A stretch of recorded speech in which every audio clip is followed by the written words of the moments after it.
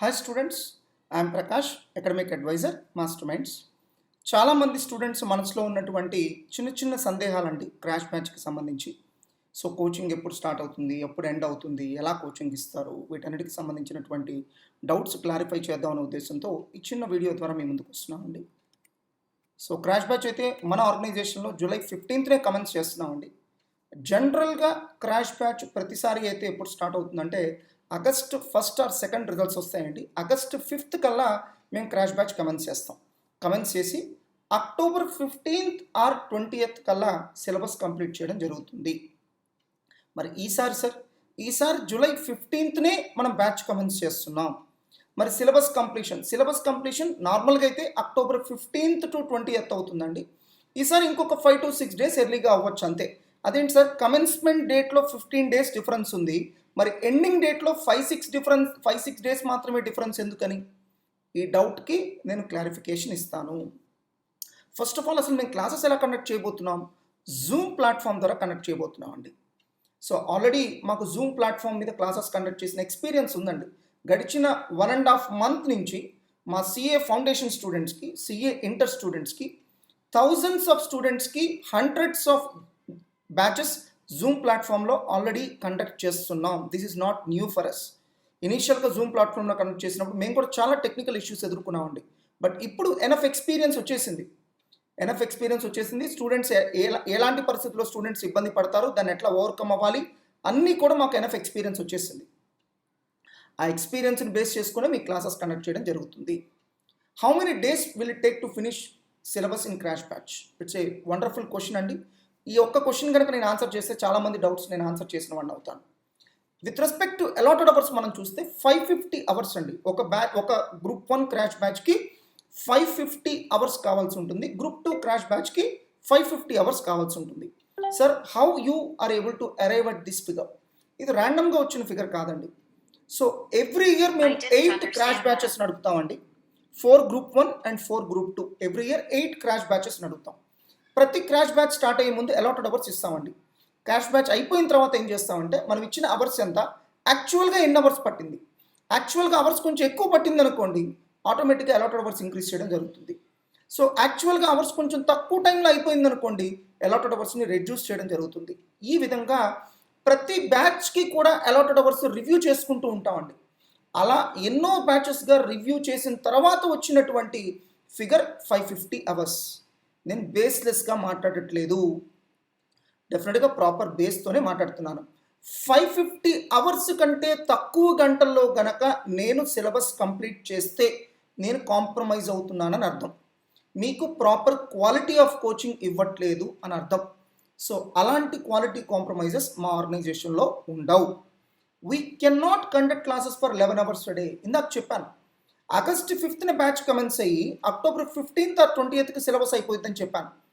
అలా అప్పట్లో మేము రోజుకి 11 hours పాటు క్లాసెస్ కండక్ట్ చేసేవాళ్ళం అండి.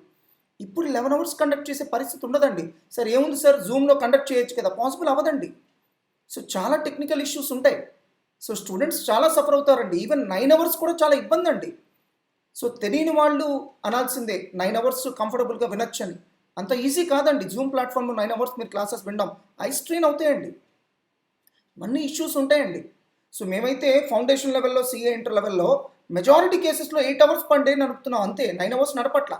ఇక సిలబస్ అవ్వదు, తప్పనిసరి నడపాల్సిందే అనే సందర్భాల్లో మాత్రమే 9 hours నడుపుతున్నాం అండి. కన్వెన్షనల్ కోచింగ్ లాగా ఇక్కడ 11 hours నడపడం కుదరదండి, ఓన్లీ 9 hours కండక్ట్ చేయగలం. మరి ఆబ్వియస్గా సిలబస్ కంప్లీషన్ మీద దాని ఇంపాక్ట్ ఉంటుంది కదండి. So it's not like conventional coaching. Zoom ప్లాట్ఫామ్లో కోచింగ్ ఇవ్వడం వేరు, కన్వెన్షనల్ కోచింగ్ ఇవ్వడం వేరు. అండ్ మాకు ఫ్యాకల్టీ నుంచి ఉన్నటువంటి ఫీడ్బ్యాక్ ఏంటంటే, సార్ కన్వెన్షనల్ వేలో టీచ్ చేసిన దాంతో పోల్చుకుంటే జూమ్ ప్లాట్ఫామ్లో టీచ్ చేసినప్పుడు మాకు 20-25% అవర్స్ ఎక్స్ట్రా పడుతున్నాయి. స్టూడెంట్స్ ఫాలో అవుతున్నారో లేదో గమనించుకొని చెప్పాల్సి వస్తుంది. కన్వెన్షనల్ వేలో మనకు వెంటనే స్టూడెంట్స్ నుంచి ఫీడ్బ్యాక్ ఉంటుందండి, బట్ జూమ్ ప్లాట్ఫామ్లో అలా ఉండదు. కాబట్టి ప్రతి స్టూడెంట్ని అబ్జర్వ్ చేసుకుంటూ కలుపుకుపోవాలి, అందరికీ అర్థమయ్యేటట్టు చెప్పుకుంటూ వెళ్ళాలి. ఆటోమేటిక్గా 20-25% ఎక్స్ట్రా టైం పడుతుందని ఫ్యాకల్టీ మాకు ఇచ్చిన ఫీడ్బ్యాక్ అండి. మరి దాని ఇంపాక్ట్ కూడా కన్సిడర్ చేయాలి కదండి. సో ఇవన్నీ ఆలోచించి చెప్తున్నానండి. 60 to 75 వర్కింగ్ డేస్. అదేంటి సార్, ఇంత ఎక్స్పీరియన్స్ ఉన్న మీరు 60-75 అంటారేంటి? 60 65 70 చెప్పొచ్చు కదా.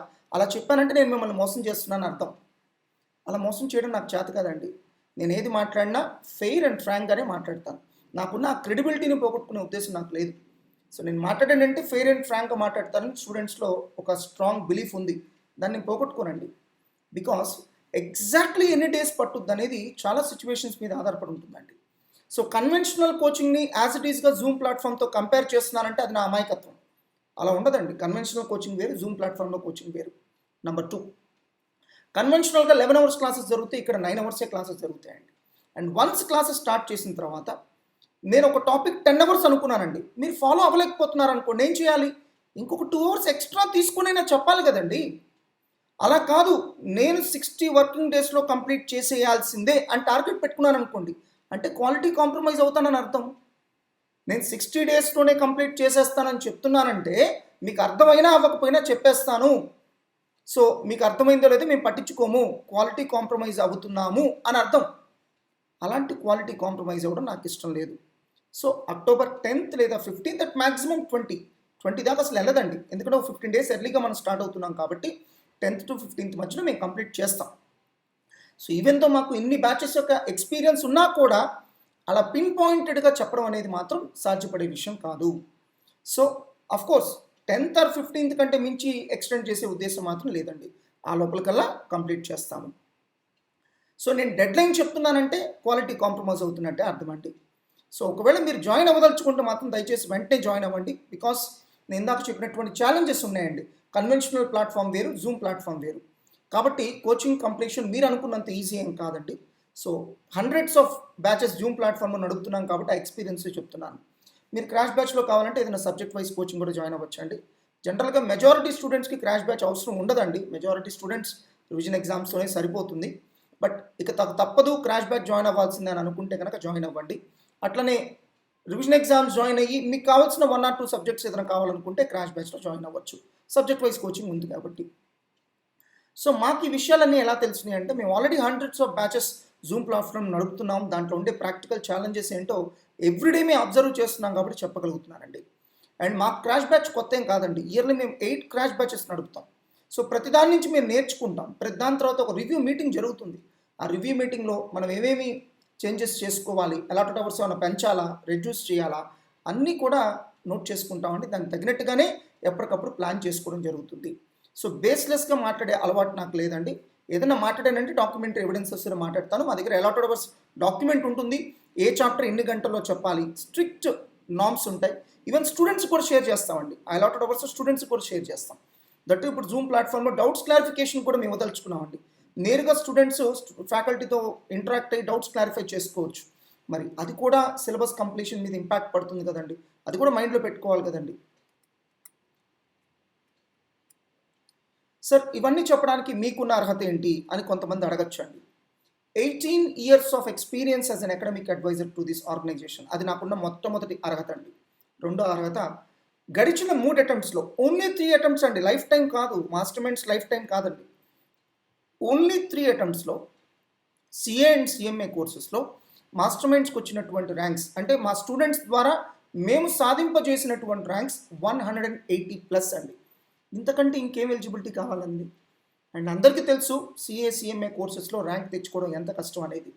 సో అలాంటి స్థాయిలో 180+ ర్యాంక్స్ మా స్టూడెంట్స్ సాధించారంటే అది డెఫినెట్గా మా అకాడమిక్ ప్రోగ్రామ్కి ఉన్నటువంటి ప్రత్యేకత, స్టూడెంట్స్ యొక్క dedication and hard work, and students యొక్క right choice.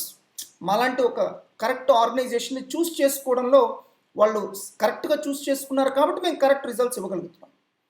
So right person in the right place అన్నట్టుగా స్టాఫింగ్లో మనం మాట్లాడుకుంటాం, right person in the right place.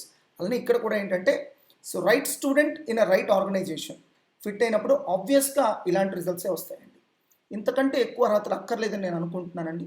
ఈ ఎక్స్పీరియన్స్, ఇన్ని ర్యాంక్స్ సాధింప చేసినటువంటి ఎక్స్పీరియన్స్తోనే చెప్తున్నానండి. సో మాకేం క్రాష్ బ్యాచ్ కొత్త కాదు, ఇవన్నీ ఆల్రెడీ ఎక్స్పీరియన్స్ అయ్యే మేము మీకు ఇలాంటి అడ్వైస్ ఇస్తున్నాం. సో అన్నీ మీరు ఆలోచించుకొని ఒక వైజ్ డెసిషన్ తీసుకోండి. ఆల్ ది బెస్ట్ అండి.